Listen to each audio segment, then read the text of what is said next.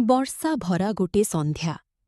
କଟକର ଗୋଟେ ଛୋଟ ଗାଁରେ ରହୁଥିଲା ରମେଶ, ଏକ ସତ୍ୟବାଦୀ ଓ ଖୁବ୍ ଭଲ ମଣିଷ। ଗାଁରେ କେହି ଭୋକା ରହିଲେ ରମେଶ ତାଙ୍କୁ ଖାଇବା ଦେଉଥିଲା। କେହି ଅସୁସ୍ଥ ହେଲେ ନିଜ ଟଙ୍କାରେ ଔଷଧ କିଣି ଦେଉଥିଲା। କିନ୍ତୁ ଭଲ ଲୋକ ହୋଇଥିଲେ ମଧ୍ୟ ତାର ଜୀବନରେ ସୁଖ ବହୁତ କମ୍ ଥିଲା। ଦିନେ ହଠାତ୍ ତାର ଛୋଟ ଦୋକାନରେ ଆଗ ଲାଗିଗଲା। କିଛି ମୁହୂର୍ତ୍ତରେ ସବୁ କିଛି ଶେଷ ହୋଇଗଲା। ସେହି ଗାଁରେ ଥିଲା ବିକାଶ। ଲୋକଙ୍କୁ ଠକୁଥିଲା, ମିଥ୍ୟା କହୁଥିଲା। ତଥାପି ସେ ଦିନକୁ ଦିନ ଧନୀ ହେଉଥିଲା।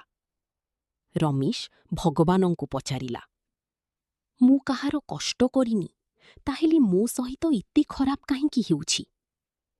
ସେତେବେଳେ ମନ୍ଦିରର ଜଣେ ବୃଦ୍ଧ ପୂଜାରୀ କହିଲେ, ବିଟା, ଭଲ ଲୋକଙ୍କ ଜୀବନ ହେଉଛି ପରୀକ୍ଷା, ଆଉ ଖରାପ ଲୋକଙ୍କ ସୁଖ ମାତ୍ର କିଛି ସମୟ ପାଇଁ।